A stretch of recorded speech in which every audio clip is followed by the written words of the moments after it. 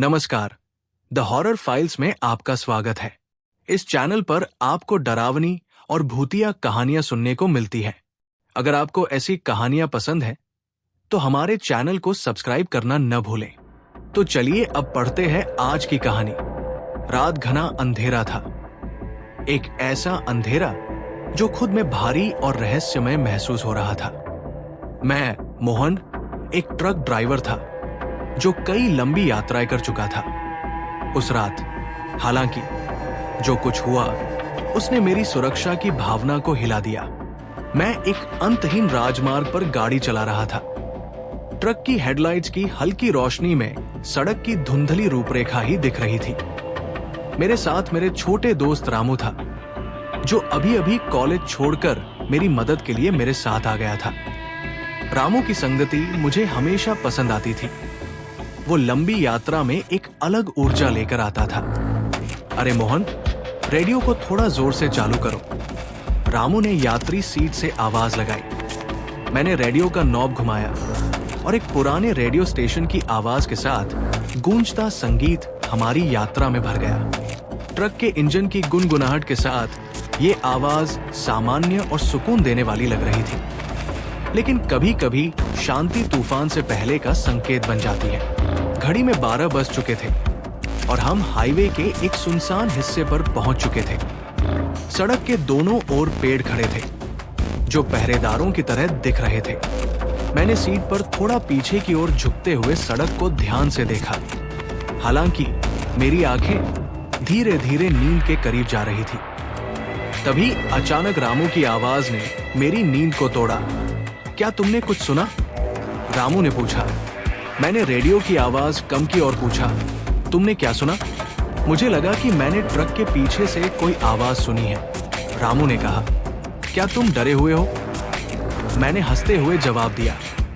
रामू अक्सर भूतिया कहानियां सुनाता था जिससे यात्रा मजेदार बन जाती थी, और मुझे पता था कि उसकी कल्पनाएं अक्सर उसे अजीबोगरीब चीजें सोचने पर मजबूर कर देती थी। लेकिन तभी वही आवाज आई, धातु के खरोंचने की आवाज, जिसने मेरी रीढ़ में सिहरन पैदा कर दी। मेरा दिल तेजी से धड़कने लगा और केबिन का तापमान कुछ डिग्री घट गया। भगवान, ये क्या था? रामू ने घबराते हुए कहा। मुझे नहीं पता, मैंने उत्तर दिया। हालांकि मैं भी थोड़ा डरा हुआ था। मेरा इरादा उसे डराने का नहीं था। लेकिन फिर वही आवाज फिर से आई, इस बार स्पष्ट रूप से। मैंने खुद को सड़क पर ध्यान केंद्रित करने के लिए मजबूर किया, लेकिन मन में एक जिज्ञासा ने चुभना शुरू कर दिया। क्या हम इसे देखें? रामू ने सुझाव दिया। उसकी घबराई हुई हंसी उसकी बेचैनी को दिखा रही थी। मुझे तुम्हें और खुद को अकेला छोड़ देना चाहिए, मैंने कहा। लेकिन रामू अनिच्छा से मेरे साथ आ गया।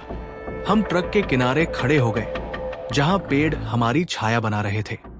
अचानक सब कुछ शांत हो गया और वही धातु की खरोंच की आवाज फिर से गायब हो गई। यहां जो है वो टूटा हुआ कांच है, मैंने कहा और उसे ध्यान से उठाया। तभी मुझे एहसास हुआ, मैं आपको बता रहा हूं। मैंने दरवाजा ठीक से बंद कर दिया था। हमें ऐसा महसूस होने लगा जैसे कोई हमें घूर रहा हो, और ये एहसास हमें घुटन भरे कंबल की तरह लपेट रहा था। हम घबराए हुए थे। चलो वापस ट्रक में चलते हैं, रामू ने कहा। हम दोनों जल्द ही ट्रक की तरफ बढ़े। मैंने इंजन चालू किया और आवाज की दिशा को ध्यान से सुनने की कोशिश की। अचानक रेडियो की आवाज तेज हो गई और स्थिर आवाज सुनाई देने लगी। क्या तुमने रामू की डर से भरी आंखें देखी? मैंने पूछा। रामू चुप रहा और फिर अचानक ट्रक की हेडलाइट्स के बीच एक आकृति दिखाई दी। मैं घबराहट में ब्रेक लगाए। सड़क के बीच में खड़ी एक महिला थी जो फटे पुराने सफेद कपड़े पहने हुए और लंबे बिखरे बालों में दिखाई दे रही थी। उसकी आंखें धंसी हुई थी और वो मुझे ऐसे घूर रही थी जैसे वो मेरी आत्मा को भेद रही हो। चलो गाड़ी चलाते हैं, रामू चिल्लाया, लेकिन मैं जैसे जड़ हो गया था। महिला ने अपना हाथ उठाया जैसे मदद मांग रही हो, लेकिन जैसे ही ट्रक की हेडलाइट्स ने उसका चेहरा छुआ, मुझे अचानक पीछे खींचने की मजबूरी महसूस हुई। उसका चेहरा खून से सना हुआ था और गाल पर गहरा घाव था। मेरी पूरी शारीरिक प्रवृत्ति मुझे भागने के लिए कह रही थी, लेकिन फिर भी एक और हिस्सा था जो मुझे कुछ करने के लिए उकसा रहा था। उसकी दयनीय स्थिति ने मुझे उसकी मदद करने के लिए कुछ महसूस कराया। कृपया मेरी मदद करें, उसने कहा, और उसकी आवाज गहरी, डरावनी और गूंजती हुई थी। मैं उसे बस देखता रहा, उसके दर्द में उलझा हुआ, लेकिन अज्ञात के डर से कांपते हुए। भगवान के लिए गाड़ी चलाओ, मोहन, रामू चिल्लाया। तभी अचानक उसकी आंखें बदल गई।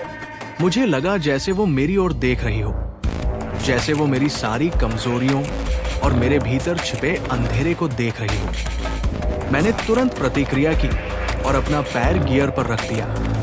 टायर सड़क पर चीखते हुए चले और हमने अपनी गति बढ़ा दी। हम वहां से भाग गए, लेकिन मैं पीछे मुड़कर नहीं देखा। डर मेरी रगों में दौड़ रहा था। क्या तुमने देखा? रामू चिल्लाया, उसकी आवाज कांप रही थी। मैंने सिर हिलाया, क्योंकि उस दृश्य का खौफ मुझ पर पूरी तरह से हावी हो गया था। वो क्या था? एक आत्मा, एक भूत? रामू ने कहा।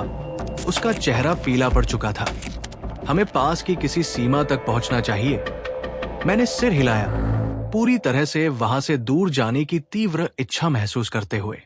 हमने चुपचाप गाड़ी चलानी शुरू कर दी, लेकिन सड़क पर टायरों की आवाज भारी सन्नाटे को तोड़ रही थी। चांद हमारे ऊपर चमक रहा था, मानो हमारी भयानक रात का एक दुखद गवाह बनकर।